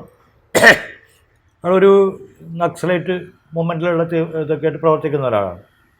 ഞാൻ അയാൾ തോക്കെടുത്ത് കണ്ടിട്ടില്ല, വെടിവെച്ച് കണ്ടിട്ടില്ല, ആളുകളെ കൊന്ന് കണ്ടിട്ടില്ല, വേറെ ഒരു കലാപം ഉണ്ടാക്കി കണ്ടിട്ടില്ല, ഒന്നും ഞാൻ അയാളെ കുറിച്ച് കണ്ടിട്ടില്ല. അയാൾ ആശയം വ്യക്തമായിട്ട് പറയുന്ന ഒരാളാണ്. കാരണം എന്ന് വെച്ചിട്ടുണ്ടെങ്കിൽ നിലവിലുള്ള സിസ്റ്റത്തോട് എതിരായിട്ടുള്ള അഭിപ്രായം പറയുന്ന ഒരാളാണ്. ഈ വന്ന് കൊണ്ടുപോയപ്പോൾ അയാളുടെ ഒപ്പം സംസാരിച്ചിരുന്ന വേറൊരു ചെറുപ്പക്കാരുണ്ടായിരുന്നു. ഇയാൾ എന്താ വെച്ചിട്ടുണ്ടെങ്കിൽ ആ സമയത്ത് ഫോൺ എടുക്കണം, കയ്യിൽ ഫോൺ എടുക്കുക. ഈ ഫോൺ എടുത്തു കഴിഞ്ഞപ്പോൾ ഈ തിരിച്ചു പോയ വണ്ടി കൂടി വന്നിട്ട് ഇയാളടക്കം ഈ 2 പേരും കയറ്റിപ്പോയി. പിറ്റേ ദിവസത്തെ പത്രത്തിലുള്ളൊരു വാർത്ത വരുന്നത് ചെട്ടിയങ്ങാടിയിൽ സർക്കാർ വിരുദ്ധ പോസ്റ്റർ ഒട്ടിക്കുന്ന സംഭവം കണ്ട് അറസ്റ്റ് ചെയ്തതാണ്. വാസ്തവം ഞാൻ എൻ്റെ കണ്ണിൽ കണ്ടതാണ്. അപ്പം നമ്മുടെ മുമ്പിൽ അതിൽ പറയുന്നുണ്ട്, പോലീസുകാരൻ പറയുന്നുള്ളത്, ഒരു ഭരണാധികാരി വിചാരിച്ചാൽ അല്ലെങ്കിൽ ഭരണകൂടം വിചാരിച്ചാൽ നമ്മൾ വലിയ ഘോര UAP എതിരെയൊക്കെ പറയുന്ന പ്രബുദ്ധരായ കേരളീയർ നിലനിൽക്കുമ്പോഴാണ് നമ്മൾ ഇവിടെയാണ് ഒരു കാരണവശാലും ഏറ്റുമുട്ടലോ അല്ലെങ്കിൽ ഇതിലൊക്കെ പറഞ്ഞ് എത്ര ആൾക്കാരെ കൊന്നൊടുക്കി കളയുന്നുണ്ട്. പ്രത്യേകിച്ച് ഒരു മുസ്ലിം ആണെങ്കിൽ എന്തുണ്ടാവും, എത്ര പേര് കൊല്ലുന്നുണ്ട്. യാഥാർത്ഥ്യം എന്താണ്? എത്ര പേര് കേരളത്തിൽ പോലാണ് പറയുന്നത്. പക്ഷെ ഞാനിവിടെ ഒരു ചോദ്യം ചോദിക്കട്ടെ. അതായത് നമ്മളുടെ സമൂഹത്തിൽ ബഹുഭൂരിഭാഗം വരുന്നത്, ഇപ്പൊ പ്രബുദ്ധ കേരളീയർ എന്ന് താങ്കൾ പറഞ്ഞല്ലോ, പക്ഷെ നമ്മളിൽ ഭൂരിഭാഗം പേരും ഒരു ഇനേർഷ്യ അല്ലെങ്കിൽ ഒരു നിഷ്ക്രിയത്വത്തിന്റെ അതിഭീകരമായിട്ടുള്ള സുരക്ഷാ കവചം അണിഞ്ഞ് ഇരിക്കാൻ താല്പര്യപ്പെടുന്നവരാണ്. അങ്ങനെയുള്ളവരോട് ഈ സിനിമ ഒരു എഫക്റ്റീവ് ആയിട്ട് കമ്മ്യൂണിക്കേറ്റ് ചെയ്യൂ. അങ്ങനെയായിട്ട് ഞാൻ വിചാരിക്കുന്നത്, എനിക്ക് പറയാനുള്ളത് പറയാനുള്ളതാണ്. അല്ലാണ്ട് ഇപ്പോൾ ഇത് പാലുവെള്ളം കൊടുക്കലല്ലോ. നിങ്ങൾ പാലുവെള്ളം കുടിക്കാൻ പറ്റുള്ളൂ എന്ന് വിചാരിച്ചിട്ട് ഞാൻ അതല്ലല്ലോ തരേണ്ടത് നിങ്ങൾക്ക്. ഇപ്പോൾ നിങ്ങളെല്ലാ കാലത്തും അങ്ങനെയാണോ? കട്ടിയക്കാരൻ കഴിച്ചു തുടങ്ങുമ്പോൾ നിങ്ങൾ കഴിക്കണ്ടേ? ആരുകൾക്ക് കമ്മ്യൂണിക്കേറ്റ് ചെയ്യുന്നതൊന്നും ആർട്ടിസ്റ്റിൻ്റെ പ്രശ്നമല്ല. അയാൾക്ക് ഇവിടെ വരുന്ന സിസ്റ്റത്തോട് എതിരെ എന്ത് പറയാനുണ്ടെന്നുള്ളത് പറയാനുള്ളതാണ്. അല്ലാണ്ട് നിങ്ങൾക്ക് ചായ മതി എന്ന് വിചാരിച്ചിട്ട് എനിക്ക് അങ്ങനെ ചായ തന്നെ വിളമ്പേണ്ട ഒരു ആവശ്യമില്ല. അല്ലാതെ അത് എൻ്റെ കുഴപ്പമില്ലല്ലോ. അത് നിങ്ങൾക്ക് കണ്ണ് കാണാത്തത് എൻ്റെ കുഴപ്പമാണോ? കണ്ണുണ്ടായിട്ടും കാണുന്നില്ല എന്ന് തീരുമാനിക്കുന്നത് എന്താണ്? അപ്പോൾ എനിക്കിവിടെ നെറികേടുണ്ടെന്ന് പറയേണ്ടി വരും. ഇവിടെ കേരളത്തിൽ നടക്കുന്നുണ്ട് നെറികേടുണ്ടെന്ന് പറയണം. ഞാൻ അതിലൊരു നുണയും പറഞ്ഞിട്ടില്ലല്ലോ. ഞാൻ അത്ഭുതങ്ങൾ ഇനിയിപ്പോൾ എന്താ പറയുക, തടവറയിൽ കിടക്കുമ്പോൾ പക്ഷിയായിട്ട് വന്നിട്ട് സ്വാതന്ത്ര്യ സമരത്തിൽ പങ്കെടുത്തു എന്നും ഞാൻ പറഞ്ഞിട്ടില്ലല്ലോ. റിയാലിറ്റിയിൽ പറഞ്ഞുള്ളൂ. റിയാലിറ്റി പറയുമ്പോൾ എന്താണ്, ഫാൻറ്റസിയിലേക്ക് ഒന്നൊരു മനസ്സിൽ വിചാരിച്ചോട്ടെ. തടവറയിൽ നിന്ന് കിളിയൊക്കെ ആയിട്ട് വന്ന് ഇവിടെ സ്വാതന്ത്ര്യ സമരത്തിൽ പങ്കെടുക്കുന്നു. ഫാൻറ്റസിയുടെ ലോകമല്ലത്. നമ്മളൊക്കെ ഏറ്റവും ടോപ്പിൽ ഏതൊരു മനുഷ്യനെ വേണമെങ്കിൽ എങ്ങനെ വേണമെങ്കിൽ ആരോപിച്ചിട്ട് കൊന്നു കളയാൻ പറ്റുന്ന ഒരു സിസ്റ്റത്തിലാണ് നിൽക്കുന്നത്. വലിയ ഒരു നമ്മൾ പറയുന്ന വലിയ സ്വാതന്ത്ര്യമൊന്നും നമ്മൾക്കില്ല. പാതിര കാലം തന്നെയാണ് നിലനിൽക്കുന്നത്. പ്രത്യേകിച്ച് ഇപ്പോൾ അത് വളരെ സത്യസന്ധമായിട്ട് ആത്മാർത്ഥമായിട്ട് ചങ്കുറ്റത്തോടെ പറഞ്ഞു എന്നുള്ളതാണ്. അപ്പോൾ ശരിക്കും അരികുവൽക്കരിക്കപ്പെടുന്നവർ, അങ്ങനെയുള്ള ആൾക്കാർക്ക് വേണ്ടി നിൽക്കുന്നവർക്ക് ദുരന്തം മാത്രമാണോ അവരെ ദുരന്തം മാത്രമാണോ കാത്തിരിക്കുന്നത്? അങ്ങനെയാണോ താങ്കൾ പറയാൻ? ദുരന്തം മാത്രമാണോ എന്നുള്ളത് പറയാനോടത്ത് മാത്രമല്ലല്ലോ, സത്യത്തെ എപ്പോഴും വിളിച്ചു പറയാൻ പറ്റാവുന്ന മനുഷ്യരുണ്ടായിക്കൊണ്ടിരിക്കുക ഏതൊരു കാലത്തും. അവരതിനെക്കുറിച്ച് ആലോചിക്കുന്നില്ല.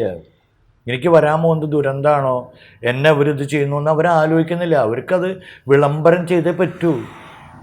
അല്ലെങ്കിൽ നമ്മളിപ്പോൾ എന്തിനാ പറയുന്നത്, ഇപ്പോൾ നമ്മളിപ്പോൾ ഈ സ്വാതന്ത്ര്യ സമരത്തിൽ പങ്കെടുത്ത ആൾക്കാരെ അല്ലെങ്കിൽ ഇതുമായി ബന്ധപ്പെട്ട ആൾക്കാരെ വേണ്ട രാജ്യത്തിനപ്പുറത്തുള്ള ഗുവേരനെ നമ്മൾ എന്തുകൊണ്ടാണ് ചെഗുവേരനെ ഫിഡൽ കാസ്ട്രോനെയൊക്കെ നമ്മൾ എന്തിനാ ആരാധിക്കണത്? നമ്മൾ എന്തുകൊണ്ടാണ് അവരെ കുടുംബം നോക്കാൻ മാത്രമല്ലല്ലോ, ലോകത്തിൻ്റെ ഒരു തരത്തിൽ ഇത് മാറ്റിമറിക്കാൻ വേണ്ടി പോയിട്ടുള്ള ആൾക്കാരല്ലേ, അവരുടെ സ്വന്തത്തിന് വേണ്ടി മാത്രമല്ലല്ലോ. അപ്പോൾ എന്തുകൊണ്ട് അതെന്താ ഒരു ചലനമായിട്ട് നിൽക്കുന്നത്? ലോകത്ത് എത്ര പേര് ജനിച്ചു പോയി, എത്ര പേര് മരിച്ചുപോയി, ആർക്കെങ്കിലും വല്ല ഇത് ഉണ്ടായിട്ടുണ്ടോ? ഏത് രാജ്യത്തിൻ്റെ അപ്പുറത്ത് പോയിട്ട് അവരെന്തുകൊണ്ട് നിലനിൽക്കുന്നു എന്ന് ആലോചിച്ച് നോക്കൂ. അല്ല, അപ്പൊ പക്ഷിയുടെ ഫാന്റസി പറഞ്ഞു കഴിഞ്ഞപ്പോഴാണ് താങ്കളുടെ 2022 ധവാരി കുരുവി ശരിക്കും വളരെ ക്യാച്ചി ആയിട്ടുള്ള ഒരു പേരായിരുന്നു. അപ്പോഴാണ് അതിന്റെ പുറകിൽ ഒരു മിത്തുണ്ടെന്ന് മനസ്സിലാവുന്നത്. അതായത് അച്ഛൻ കുരുവി എന്ന് പറഞ്ഞ ആ ധവാരി കുരുവികൾക്ക് സ്വന്തം അച്ഛൻ ആരാണെന്ന് അറിയില്ല. പക്ഷെ ഇതിലേക്ക് താങ്കൾ ഒരു കഥ കൂടി, കഥയല്ല, സംഭവം, യഥാർത്ഥത്തിൽ നടന്ന സംഭവങ്ങളും കൂടെ ചേർത്ത് വെച്ചിരിക്കുകയാണ് ചെയ്യുന്നത്. ആ മിത്ത് ഒരു പേരായിട്ട് വെച്ചിട്ട് സംഭവങ്ങൾ, അതായത് അട്ടപ്പാടിയിൽ നടക്കുന്ന, അട്ടപ്പാടിയിൽ നിന്ന് പറയാൻ പറ്റില്ല, അട്ടപ്പാടിയിൽ നിന്ന് ഞാൻ ഷൂട്ട് ചെയ്തു എന്ന് മാത്രമേ ഉള്ളൂ, അത്രേ ഉള്ളൂ. അത് അട്ടപ്പാടിയുടെ മാത്രം കഥയൊന്നും ഞാൻ ഒരു സ്ഥലത്തും പറഞ്ഞിട്ടില്ല. ഓക്കെ. അട്ടപ്പാടിയിലുള്ള ആളുകളാണ് അതിൽ അഭിനയിച്ചത്, ലൊക്കേഷൻ അവിടെയായിരുന്നു. ഓക്കെ. അപ്പൊ അതെന്തായാലും പല സ്ഥലങ്ങളിലും പല ജൂറികളും മെൻഷൻ ചെയ്തിട്ടുണ്ട്. അതായത് ഗോത്രവർഗ്ഗക്കാർ മാത്രമാണ് അത് അഭിനയിച്ചിരിക്കുന്നത്. അപ്പൊ അങ്ങനെ താങ്കൾക്ക് അതിന് ഒരു അംഗീകാരം കിട്ടിയിട്ടുണ്ട്. ഓക്കെ. അപ്പം ഈ പറയുന്ന ചൂഷണങ്ങൾ അല്ലെങ്കിൽ അതിക്രമങ്ങൾ, നമ്മളുടെ സ്വാർത്ഥത്തിന് വേണ്ടിയിട്ട് ഇവരുടെ നിഷ്കളങ്ക ജീവിതത്തെ നമ്മൾ തച്ചുടയ്ക്കുന്നത്, ഇതൊക്കെ ശരിക്കും പറഞ്ഞാൽ ആ പെൺകുട്ടികളിലൂടെ, അവിടുത്തെ പെൺകുട്ടികളിലൂടെ, അതായത് 13, 14, 15 ആ ടീനേജേഴ്സിലൂടെയാണല്ലോ താങ്കൾ ഇത് കമ്മ്യൂണിക്കേറ്റ് ചെയ്യാൻ ശ്രമിച്ചിരിക്കുന്നത്. അപ്പോൾ ഇങ്ങനെയൊരു വിഷയം, അതായത് ഒരു കാലത്ത് ഞാനും ഓർക്കുന്നുണ്ട്, ഒരു കാലത്ത് അവിടെ നടക്കുന്ന ചാരായം വാറ്റൽ, പിന്നെ അതിൻ്റെ കെയർ ഓഫിൽ പുറത്തുനിന്ന് ആൾക്കാർ അവിടെ ചെല്ലുന്നതും മൂപ്പന്മാരെ സ്വാധീനിക്കുന്നതും പലതരത്തിലുള്ള ലൈംഗിക ചൂഷണങ്ങൾ ഉൾപ്പെടെയുള്ള പല ചൂഷണങ്ങൾ അവിടെ നടക്കുന്നുണ്ടെന്നുള്ളതൊക്കെ നമ്മൾ വായിക്കുകയും ചെയ്തതാണ്. പക്ഷേ ഈ ക്യാരക്ടറിലൂടെ, ഈ കഥാപാത്രങ്ങൾ, എല്ലാ കഥാപാത്രങ്ങളിലൂടെയും താങ്കൾ ലോകത്തോട് പറയാൻ ശ്രമിച്ചതെന്ന് പറഞ്ഞു കഴിഞ്ഞാൽ, ഒരു സ്ത്രീ പക്ഷവാദിയായിട്ട് ഞാൻ ഇവിടെ താങ്കളെ കാണുന്നത്. ഈ അതിലെ മെയിൻ ക്യാരക്ടർ തന്നെ പറയുന്നുണ്ടല്ലോ, എൻ്റെ ശരീരം, എൻ്റെ അവകാശം, എനിക്ക് പഠിക്കണം എന്ന് പറഞ്ഞിട്ട് അവളിങ്ങനെ ഒരു കൈ ആകാശത്തേക്ക് ഉയർത്തി നിൽക്കുന്ന ഒരു പക്ഷിയെ പോലെ ഇങ്ങനെ നിൽക്കുന്ന ഒരു സീനൊക്കെ ശരിക്കും പറഞ്ഞാൽ അങ്ങനെയാണ് സമൂഹം വേണ്ടത്, അല്ലേ? അങ്ങനെയല്ലേ വേണ്ടത്? അതാണോ താങ്കൾ കമ്മ്യൂണിക്കേറ്റ് ചെയ്യാൻ ഉദ്ദേശിച്ചത്? 100% ചിലപ്പോൾ യഥാർത്ഥ ലൈഫിൽ ഒരു പെൺകുട്ടിയും ചിലപ്പോൾ അങ്ങനെ തിരിഞ്ഞൊന്നുണ്ടാവില്ല. ഇല്ല. കാരണം എന്താണെങ്കിൽ, പക്ഷെ അങ്ങനെ തിരിഞ്ഞു നിൽക്കണം എന്നത് നമ്മൾ അവർക്ക് കാണിച്ചു കൊടുക്കുക എന്നുള്ളതാണ് ഏറ്റവും വലിയൊരു കാര്യം എന്ന് പറയുന്നത്. അതിന്റെ കൂടെ ഞാൻ ഒന്നും കൂടെ ചേർക്കട്ടെ, അതിനകത്ത് തന്നെ ഒരു ക്യാരക്ടർ ഉണ്ട്, തന്റെ വിധിക്ക് വേണ്ടിയിട്ട് വേറൊരു ഇവളുടെ കൂടെ പഠിച്ച നല്ല ഒരു പഠിക്കുകയും ചെയ്യും പാടുകയും ചെയ്യുന്ന ഒരു പെൺകുട്ടി മിണ്ടുന്നേ ഇല്ല, വിധിക്ക് കീഴടങ്ങി അവള്. അതാണ് യാഥാർത്ഥ്യം.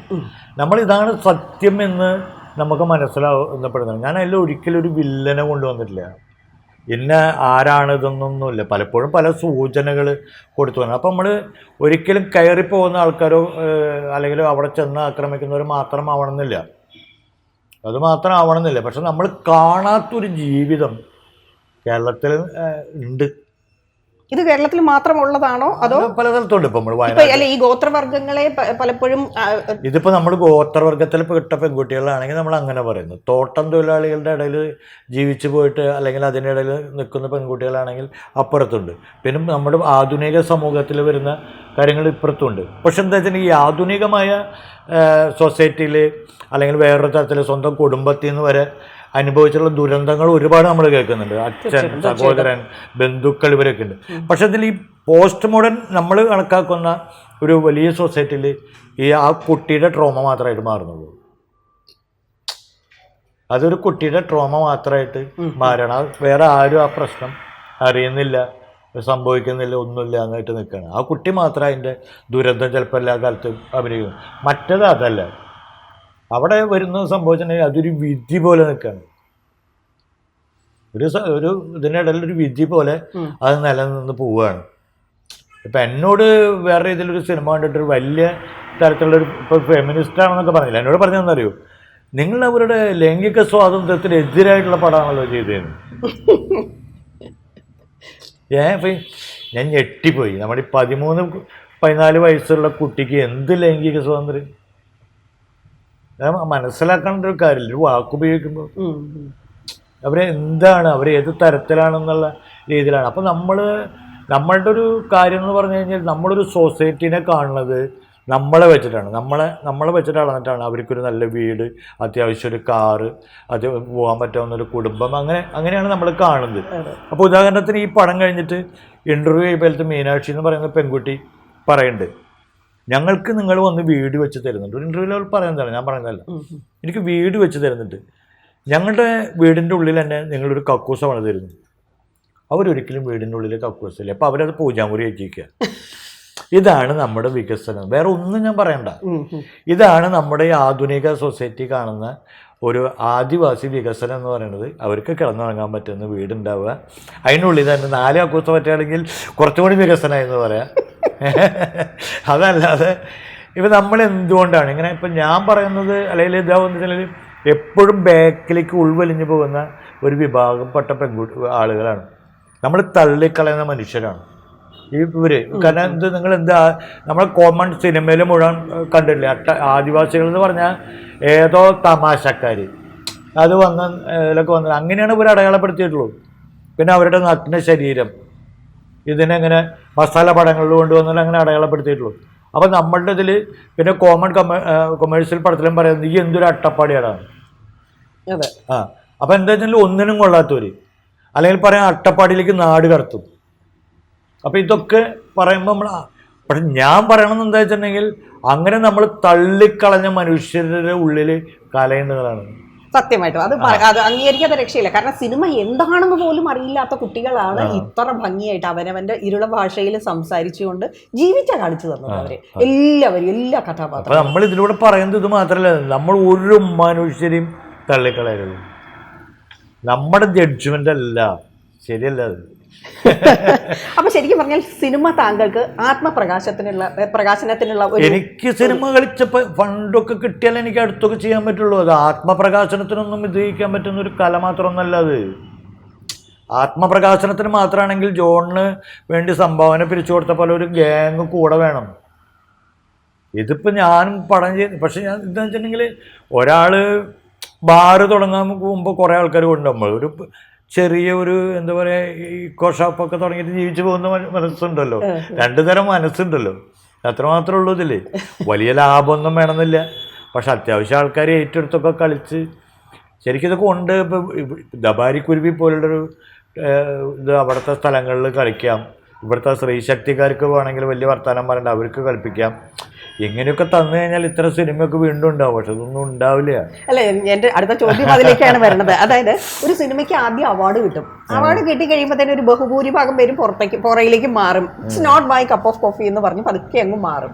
അപ്പൊ ആ ഒരു സാഹചര്യത്തിൽ ഒരു തിയേറ്റർ റിലീസോ അല്ലെങ്കിൽ ഫിനാൻഷ്യലി ഇതിനെ ഒന്ന് വിജയിപ്പിക്കാനോ ഉള്ള ശ്രമങ്ങൾ, അതൊരു ഹെർക്കുലിയൻ ടാസ്ക് ആണോ?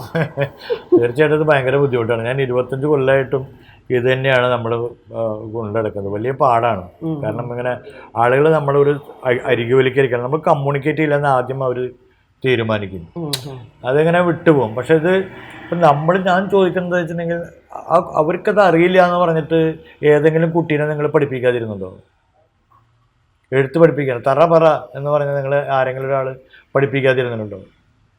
നമ്മൾ അവനെ ഒരേ കാലത്ത് ഇതുണ്ടാകുന്ന കാര്യങ്ങൾ ചെയ്യില്ല. പിന്നെ എന്താ, സിനിമയ്ക്ക് മാത്രമേ ഈ ഗതികേടുള്ളൂ. ഇവിടെ ഇത് കുറേ കാലമായിട്ട് ഞാൻ പറഞ്ഞത് ആവർത്തന വിരസതയാണ്. പക്ഷെ ഇത്തരം വരുന്നൊരു സിനിമകളെ ഇന്ന സ്ഥലങ്ങളിൽ എത്തിക്കാൻ ഇവർക്ക് പറ്റും, വേറെ ആളുകൾക്ക് ഒരു സിസ്റ്റത്തിന് പറ്റും. ഇവിടെ ഒരുപാട് കാര്യങ്ങളില്ലേ, വിദ്യാഭ്യാസ വകുപ്പില്ലേ, അല്ലെങ്കിൽ സ്ത്രീശക്തി പ്രസ്ഥാനങ്ങളില്ലേ, ഇവിടെ മഹിളാ സംഘടനകളില്ലേ. ഒരു പഞ്ചായത്തിൽ ഒരു കളി കിട്ടിയ 1000 ചില്ലാനം പഞ്ചായത്തായില്ലേ, ഒരു 10,000 രൂപ തന്നു കഴിഞ്ഞാൽ 1 കോടി രൂപയായില്ലേ. നിസ്സാര കണക്കാ പറയണത്. എന്താ ആൾക്കാർക്ക് ഒരു 50 രൂപ വെച്ച് തന്നിട്ട് കണ്ടുകൂടെ? ഈ സിസ്റ്റത്തിൽ അത് എളുപ്പമല്ലേ? സമ്മതിക്കില്ല, നമ്മൾ പറച്ചിലുകാർ മാത്രമാണ്. പക്ഷെ പറച്ചിലുകാർ മാത്രമാണെന്ന് ഞങ്ങൾ കാണികൾക്ക് ഒരിക്കലും സമ്മതിക്കാൻ പറ്റില്ല. കാരണം താങ്കളുടെ വാക്കുകളിലുണ്ട്. അതായത് താങ്കൾ തന്നെ പറഞ്ഞു, ഒരു കാണിയെങ്കിലും അവശേഷിക്കുന്നുണ്ടെങ്കിൽ ഞാൻ സിനിമ എടുത്തിരിക്കുന്നത്. അപ്പൊ അതുകൊണ്ട് പറയുകയാണ്, ഇനിയും സിനിമകൾ വരണം, താങ്കൾ സമൂഹത്തോട് സംവദിക്കണം, കാണികളായിട്ടും കേൾക്കാനും കാണാനും ഞങ്ങളുണ്ടാവും. അല്ല, നമ്മൾ എന്നെ കമ്മ്യൂണിക്കേറ്റ് ചെയ്യുന്ന മനുഷ്യരുള്ളത് കൊണ്ടാണല്ലോ ഇപ്പം എനിക്കിപ്പോൾ ഇങ്ങനെയൊക്കെ വർക്ക് ചെയ്യാൻ പറ്റിയത്. അല്ല, അപ്പോൾ അതുകൊണ്ടാണ് ഞാൻ ഒരിക്കലും അതിൻ്റെ ഒരു ഇത് പറയുന്നില്ല. ഇപ്പോൾ അത്തരം മനുഷ്യർ ഈ ഭൂമിയിലുണ്ട്.